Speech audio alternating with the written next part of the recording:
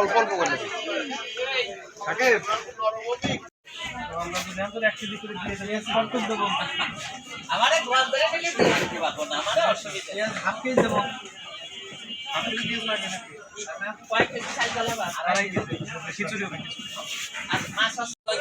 চাল কয় কেজি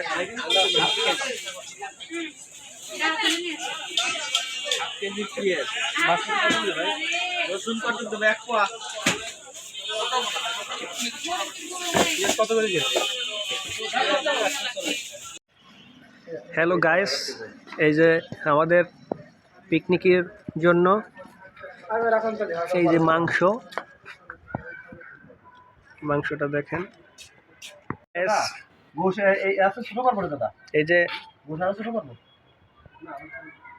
এই যে আমাদের একটা বড় ধরনের পার্টির আয়োজন করা হয়েছে। আসলে এই পার্টিটার উদ্দেশ্যটা কি, আমরা অনার্স ফাইনাল ইয়ারে উত্তীর্ণ হয়েছি সব বন্ধুরা মিলে, এজন্য ভাবলাম যে অফিসের বড় ভাই ব্রাদার আছে, তা আমাদের ধরলো যেহেতু পাশ করছি, তাদের স্বপ্ন পূরণ করলাম আমরা। এই যে অনুভূতিটা বলো, তোমার অনুভূতিটা দোস্ত, কি কারণে এটা, কি কারণে এটা, কি টাকা একটু বলো।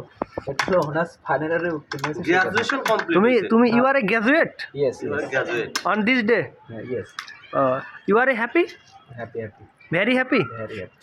Okay. এই যে মাংস, সুস্বাদু একটা খাবার হবে আশা করা যায়। এই যে জিলাল, এই যে করলে পরে হবে।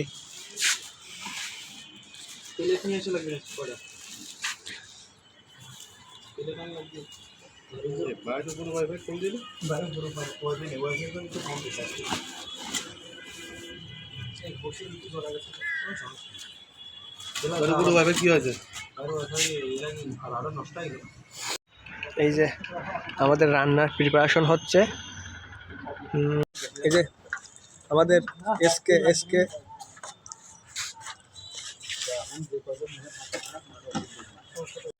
আপনাদের আজকে যে খাওয়া দাওয়া হচ্ছে এটার অনুভূতিটা কি, আর এটা কি উপলক্ষে খাওয়া দাওয়াটা হচ্ছে সেটা একটু ব্যাখ্যা করেন। এটা হচ্ছে ভাইয়া, আমাদের মনে করেন যে 7 বছরের অপেক্ষার অবসান হচ্ছে, ঠিক আছে। কিসের মাধ্যমে আপনাদের মনে প্রশ্ন থাকতে পারে, তাই তো? আমরা যে 7 বছর ধরে জাতীয় বিশ্ববিদ্যালয়ের আয়নাঘর নামক, আয়নাঘর এক প্রকার বলাই যায়, কারণ ওইখানে আমরা 7টা বছর, 4 বছরের অনার্স 7 বছরে কমপ্লিট করছি, সেইটা একটা উদযাপন, যে ওইখান থেকে মুক্তি পাইছি সেটার একটা উদযাপন করতেছি। এই উপলক্ষে আমরা ছোটোখাটো একটা খাওয়া দাওয়ার বন্দোবস্ত করেছি ভাই ব্রাদার যারা আছে তাদেরকে নিয়ে। এর থেকে বড় পাওয়া আমাদের কিছু নাই নাকি দোস্ত? কারণ 7 বছর যাবত একটা কলেজে 7 বছর অনার্স করতে গেছি, যে অনার্স লাগে 4 বছর, আমরা সেই অনার্স লাগাইছি 7 বছর। ইনফ্যাক্ট আমরা লাগাই নাই, আমাদের জাতীয় বিশ্ববিদ্যালয় কর্তৃপক্ষ আছে। কিন্তু কালকে যখন রেজাল্ট দেওয়ার আগ মুহূর্ত আমাদের হার্টবিট দোস্ত কীভাবে হচ্ছিল, এইভাবে হার্টবিট। যখন শুনলাম যে আমরা পাস করছি দোস্ত, এরকম শুরু হয়ে গেল। ভাই কি বলবো, বিশ্বাস করেন অনুভূতিটা প্রকাশ করতে পারতেছে না। মানে 6টা মাস নির্ঘুম রাত কাটাই নাই, মানে সবসময় টেনশন আছে কি হবে। কিন্তু কালকের রাতটা আমার এমনভাবে কাটেছে ভাই, মনে হয় না যে এইভাবে রাত কাটবে। মানে বিয়ে করলেও এই রাতটা এরকম কাটে না। বাসর ঘরে আর কি সুমধুর রাত, না মধুর রাত, বাসর ঘরে আর কি রাত। কালকে রাতটা যখন পার করছি মনে হলো যে আমি রিল্যাক্স আজকে রাতে একটা ঘুম দিছি। কি এম আই রাইট? হ্যাঁ, ইউ আর রাইট। তোমার অনুভূতিটা একটু বলো। না, আমার অনুভূতি নাই, আমার অনুভূতি প্রকাশ করে দিয়েছি। খুবই মজা লাগছে এবং খুবই আনন্দিত আমরা, খুবই আনন্দিত আমরা একসঙ্গে সব ফ্রেন্ডরা সবাই খুবই আনন্দিত। ওকে ধন্যবাদ আপনাদের।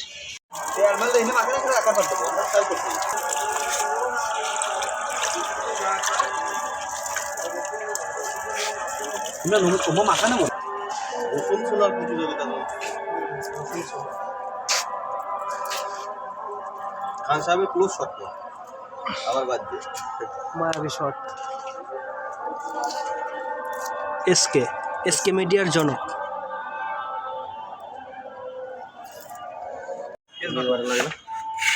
বেশি তো না, 3 কেজি গোশত যেটুকু লাগে চকাল বেশি। ভাবি বাবা যেহেতু অন্ধকার তবুও ভিডিওটা করতেছি। আলো নেই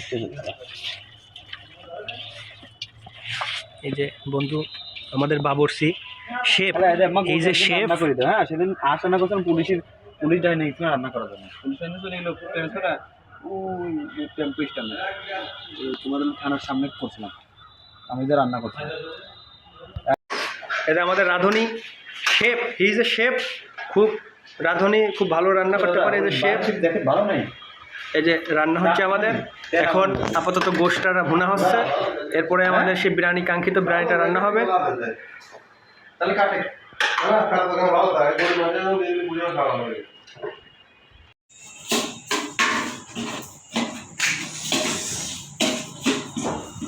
তো আমরা অবশেষে সেই ভুনা কিছু এটা রেসিপি তৈরি করতেছি, আপনারা সাথেই থাকুন।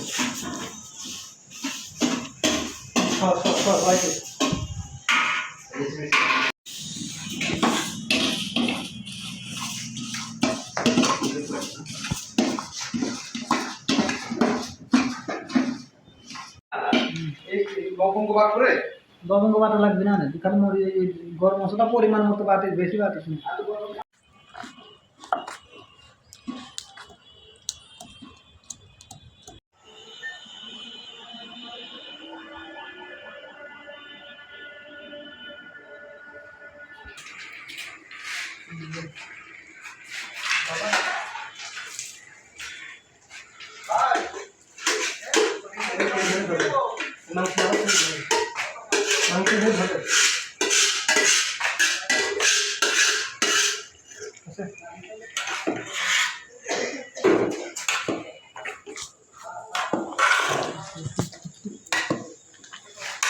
সেই ফেলেবা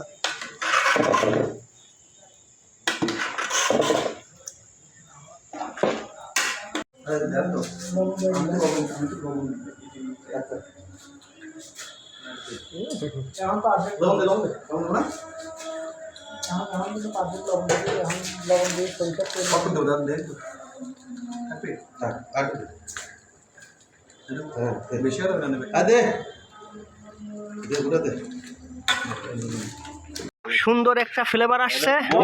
এই যে আমাদের এখন খাবার পরিবেশন করতেছে এই যে দুলাভাই, একটু লুক, এই যে আমাদের দুলাভাই বন্ধু সাকিব, রাধুনি জাতির দুলাভাই, এই যে আমাদের এই যে আমাদের এসকে মিডিয়া সম্মানিত। দেখি এই রাধুনি একটু তাকাও, এই যে কেমন হয়েছে? খুব ভালো, ওকে ওকে। আমার বন্ধু রাধুনি রবি, আমি দোয়া করি ওর সাইডে মিয়া হোক, কারণ এত সুস্বাদু হয়েছে, আমি আগে এইভাবে খিচুড়ি কখনো খাই নাই।